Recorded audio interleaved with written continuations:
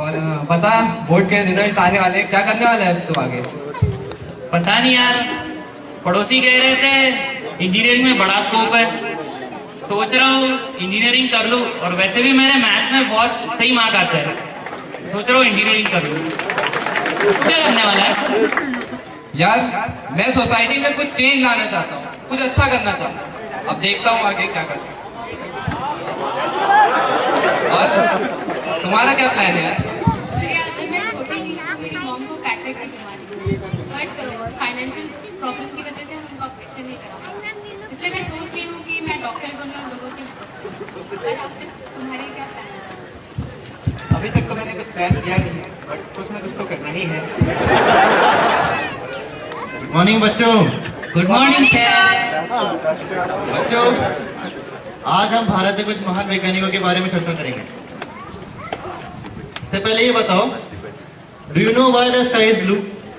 Yes no sir. तुम्हें पता है? बताइए। Sky is blue because of light scattering. Very good. Light scattering is a phenomena of light.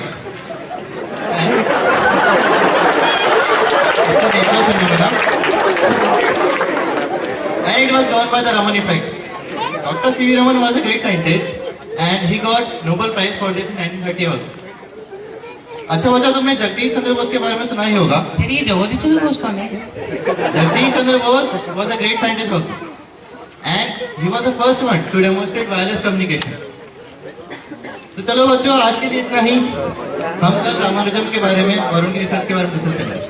Thank you sir. Good morning. I would like to introduce you all to the future of renewable energy. Solaris Technologies, one of the leading businesses in solar energy, has developed a new solar cell. It has higher efficiencies than any other currently available. Our vision is to develop a complete solar power plant to make this technology cheap and available to all. We are looking forward to a world without energy crisis. But to succeed in my venture, I would require the support of investors like you. Why should we invest in your research? Let me tell you something. Solaris Technologies has been an epitome of success in the field of renewable energy. Our clean energy products have reduced the carbon footprint significantly. Plus, we have a solid and stable business plan, and we have higher profits. So our early investors have always been satisfied with us. So I'm sure you feel the same way. So, which country are you planning to implement this? I would like to implement it in India, my motherland. Okay, Rajiv, that was a nice presentation. We look forward to have a mutual beneficial relationship. That would be great. Thanks. Apurva, हमने जो RTI की complaint file करी थी उसका जवाब आ गया है। अरे वाह, इसका मतलब अब हम गुनहगार को पकड़ सकते हैं। हाँ। चलो साहब, क्या बेटी बचा लो। उसको बहुत परेशान कर रहे हैं उसके घर वाले साहब।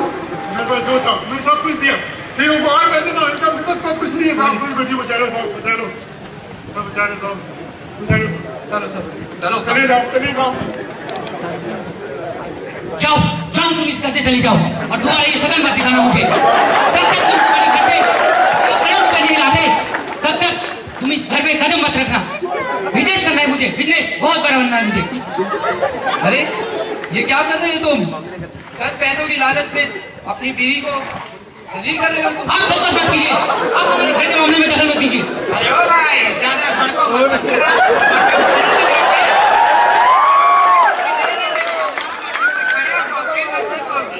अरे नहीं भाई साहब, हम तो बस बोल रहे थे थोड़े दिन के लिए मायके घूमो। बोलो। हमें पंचायती मत सिखाओ, समझे ना? तुम जैसे लोगों को हम अच्छे से जानते हैं। रो मत, जो सही है तुम बताओ। नहीं साहब नहीं, ये तो हमें बहुत प्यार से रखते हैं, ये लोग बहुत अच्छे हैं। देखा तुम लोगों ने, तुम्हारे इतने बुरे सुलूक के बाद भी उसके दिल में तुम्हारे प्रति जो प्रेम था बिल्कुल भी कम नहीं हुआ। पुराने समय में लोग अपनी बेटियों को धन जरूरत की चीजें और जरूरत का सामान देकर कन्यादान करते थे, लेकिन आज इस कन्यादान के रिवाज को दहेज का नाम दे दिया गया है, जिसकी वजह से हर बेटी का बाप परेशान है।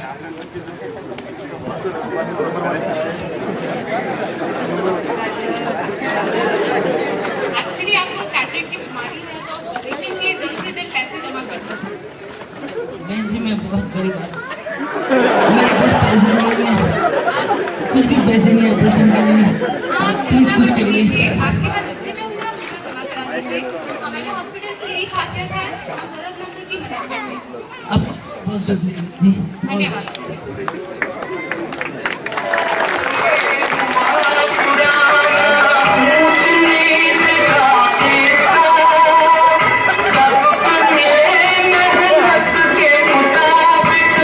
अपना अपना हिस्सा सबके लिए सुख का बराबर हो बंटवारा, यही पैगाम हमारा, यही पैगाम हमारा।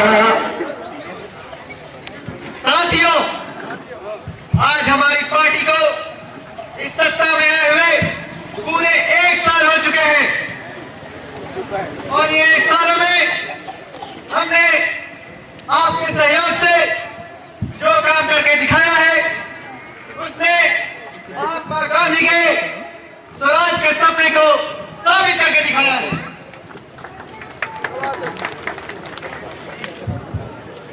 आज हमारे राज्य के विकास की चर्चा अलग अलग देशों में हो रही है और इसका पूरा श्रेय सिर्फ और सिर्फ आपको जाता है। आपको, हम तो सिर्फ माध्यम बात है।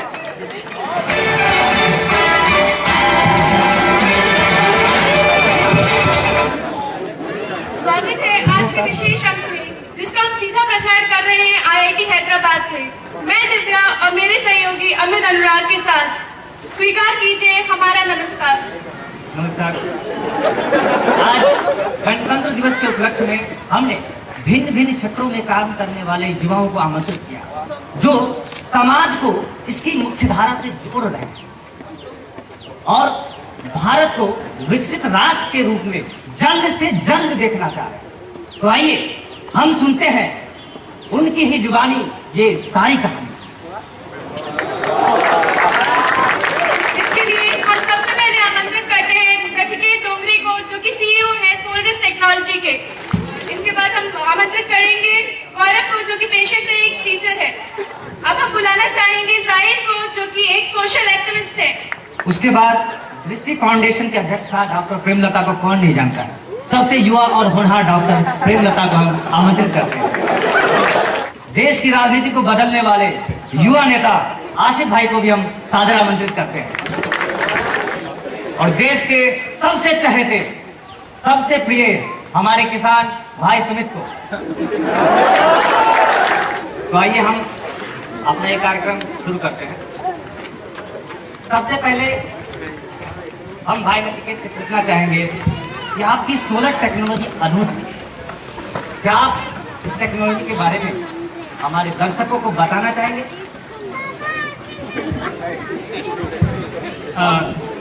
और हम यह भी जानना चाहेंगे कि आपने आखिर भारत को ही क्यों चुना?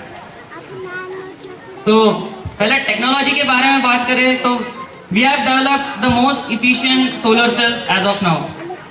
और भारत को क्यों चुना, इसका रीजन एक्चुअली क्वाइट पर्सनल है।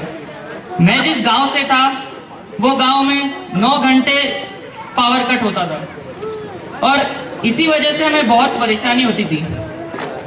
पर जब मुझे आगे जाके IIT में सोलर एनर्जी पे काम करने का मौका मिला, तब मुझे लगा कि मैं इसमें कुछ बदलाव ला सकता हूँ, सिचुएशन को बदला जा सकता है।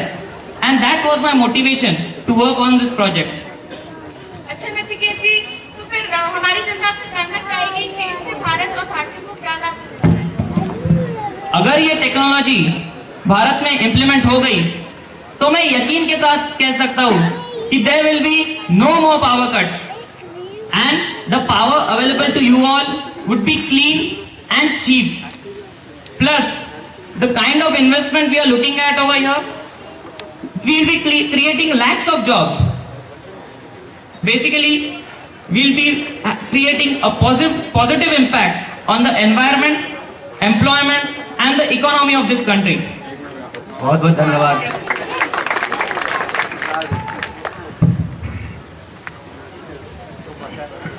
इसके बाद अपने शिक्षक महोदय से हम बात करना चाहेंगे।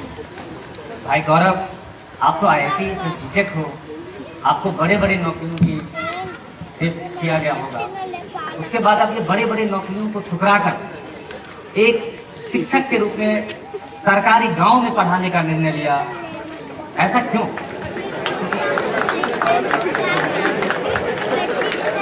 अमित जी, टीचिंग से मुझे बेहद लगाव है और मेरा ये मानना है कि माँ बाप और अध्यापक ये तीनों समाज के वो 3 किरदार हैं जो कि एक बच्चे को सही राह दिखाते हैं।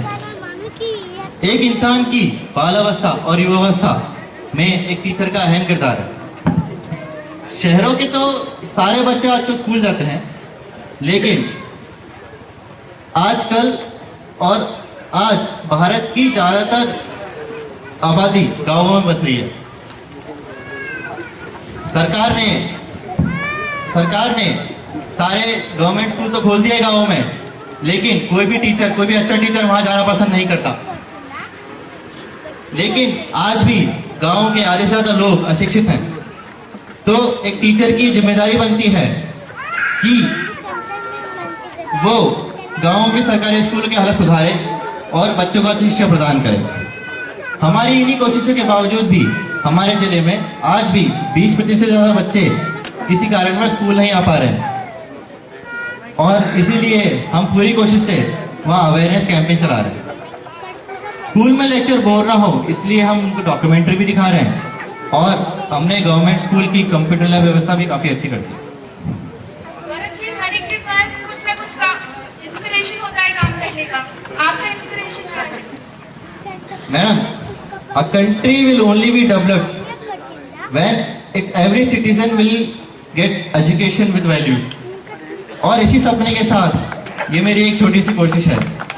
और अगर आप एक टीचर हो तो आपको सुकून मिलता है जब आपका कोई स्टूडेंट कुछ नया सीखता है और जीवन में आगे बढ़ता है। धन्यवाद।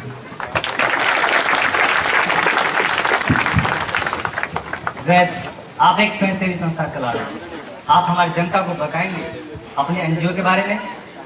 पहले तो अमित जी और दिव्या जी का धन्यवाद कि उन्होंने हमें इस कार्यक्रम पर आमंत्रित किया। मैं सोसाइटी फॉर विमेन वेलफेयर नाम का एक NGO चलाता हूँ। हमारी संस्था का उद्देश्य ये है कि समाज से महिला उत्पीड़न को पूरी तरीके से मिटाना। आपके NGO का क्या उद्देश्य है वुमेन वेलफेयर चलाने के लिए? कैसे काम करता है? हमारी संस्था का उद्देश्य है कि महिला उत्पीड़न को पूरी तरह से मिटाना। इसके लिए हमने बहुत से कदम उठाए हैं। लोग हमें ऑनलाइन कंप्लेंट भी दर्ज करा सकते हैं, वो हमें SMS भी कर सकते हैं, and we start taking action immediately after that. And हमें जो भी अभी तक केसेस आए हैं, हमें ऐसा फील हुआ है कि बेरोजगारी समाज की बहुत सारी समस्याओं का कारण है। इसके लिए हम जो भी फैमिलीज आती है जो लाइक उनका पुअर बैकग्राउंड रहता है, तो हम विमेन को और मेन को दोनों को वोकेशनल ट्रेनिंग देते हैं ताकि वो एक सुखी जीवन गुजार सके। और किसान बाबू, आज तक हम लोग किसी किसान को खुशहाल नजर नहीं आता, लेकिन आप तो बड़े ही खुशहाल हैं। इसका राज क्या है? अरे रिपोर्टर साहब, खुशी कोई हाईटेक सिटी में बंगले में रहने या मर्सिडीज की लंबी गाड़ी चलाने से नहीं आती। खुशी तो लोगों की मदद करना चाहती है। अगर मेरी वजह से 4 किसानों को 2 वक्त की रोटी और रहने के लिए छत मिल जाए, उनके बच्चों का भविष्य संवर जाए, बस इसी में हमारी खुशी है। आपकी ऑर्गेनाइजेशन क्या करती है और आप हमारी युवा पीढ़ी को संदेश देना चाहेंगे? हमारी संस्था ने national institute of agriculture science के रिसर्चर्स के साथ मिलकर इस्नापुर और इंदिराकरण की मिट्टियों के सैंपल्स लिए और उससे हम लोगों ने कुछ नए प्रकार के हाइब्रिड सीड्स बनाए। वो सीड्स नॉर्मल सीड से 20 से 30% तक ज़्यादा उपजाऊ हैं। सिर्फ इतना ही नहीं, हमने जगह जगह पर केंद्र लगाए जिससे किसानों का एक संगठन आए और उसमें हम उनके काउंसिल कर सकते। उनमें हमने बताया कि किस प्रकार लोग उनका शोषण कर सकते हैं और उन्हें उससे बचना है। और रही बात युवा को संदेश देने की, तो मैं क्या ही बताऊं, आजकल की युवा पीढ़ी के अधिकतम लोग सिर्फ व्हाइट कॉलर जॉब्स के पीछे भागते हैं। वो ये समझते हैं कि खेती बाड़ी और कृषि कार्य तो छोटे वर्ग के लोगों का काम है। According to them, agriculture is just about a poor farmer and a sad cow. But अगर यहाँ पे जो बैठे हुए नौजवान लोग हैं वो अपने रिसर्च और टेक्निकल माइंड एग्रीकल्चर सेक्टर में लगाएं और उससे एग्रीकल्चर की जितनी भी समस्याएं हैं उनको समाधान करें, तो हमारा भारत जरूर वृद्धि करेगा। बहुत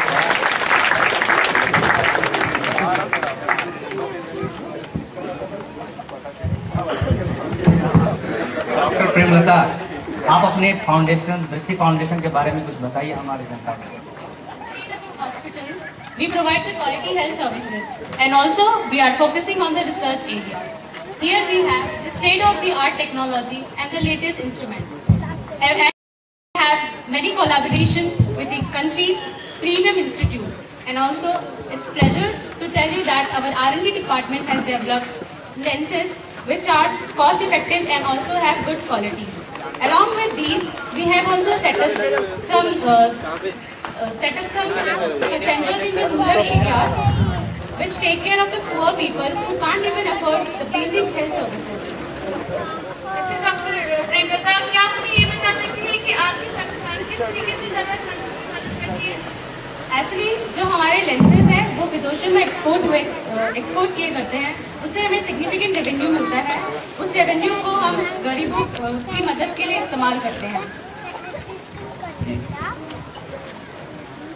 हम सब ने बचपन से एक पंक्ति सुनी है, एक नया इतिहास बनाने का इरादा मन में है। और अगर आप राजनीति में एक नया इतिहास बनाते हैं, ये सबसे बड़ी बात है। भाई आशिक ने राजनीति की एक परिभाषा बदल दी,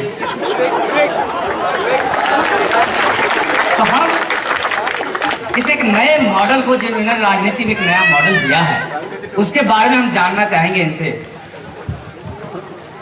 अमित जी, देखिए ऐसा है, ये मॉडल कोई नया मॉडल नहीं है,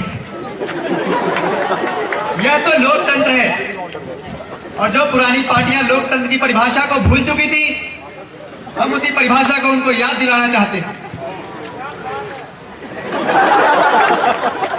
बचपन में मेरे गुरुजी कहा करते थे, बेटा राजनीति से दूर रहे। यह कीचड़ है, तो मैं गुरुजी को हमेशा यही कहा करता था, गुरुजी कीचड़ को साफ करने के लिए कीचड़ में उतरना ही पड़ेगा।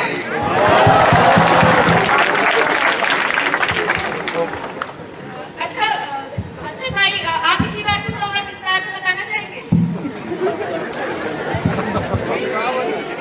देखिए दिव्या जी, हमारी सरकार का जो मॉडल है, वहां पे हमने जनता की 100% भागीदारी को सुनिश्चित करने का निर्णय लिया है। और इसी वजह से हमने अपने प्रत्येक डिपार्टमेंट को एवरी वीक एक जनता दरबार लगाने का आदेश दिया है। हर हफ्ते हर एक डिपार्टमेंट जनता दरबार लगाती है और वहां हम जनता की विभिन्न समस्याओं को सुनते हैं और जनता की ही प्राथमिकता के आधार पर उनकी समस्याओं का निवारण किया जाता है। और हमने एक ऐसा सिस्टम बनाया है जो कि इन पूरे डिपार्टमेंट को लुक आफ्टर करता है और जनता की समस्याओं को लिस्ट आउट करके तय सीमा के अंदर उन्हें दूर करने का प्रयास करता है। मेरा हमेशा से ये दृढ़ विश्वास रहा है कि जिस राज्य में जनता की भागीदारी सुनिश्चित की जाएगी, वह राज्य सुख और समृद्धि के पथ पे आगे बढ़ता जाएगा।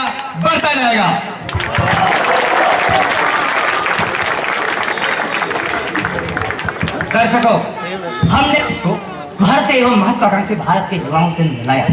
हमने उनके संघर्षों, उम्मीदों एवं उनके विचारों को जाना और हमने यह पाया कि अगर हम अपना कर्तव्य पूरी ईमानदारी और निष्ठा से करते हैं तो इससे बड़ी देशभक्ति कुछ हो नहीं सकती।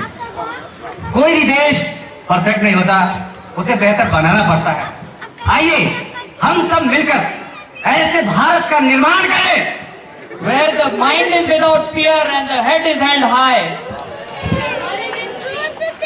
where the world has not broken up into fragments by narrow domestic walls, where the words come out from the deep of the truth, where tireless striving stretches its arms towards perfection, where the clear stream of reason has not lost its way into the dreary desert sand of dead habit. Where mind is led forward by me into wide ever-widening constellation. into that heaven of freedom. My father, let my country awake.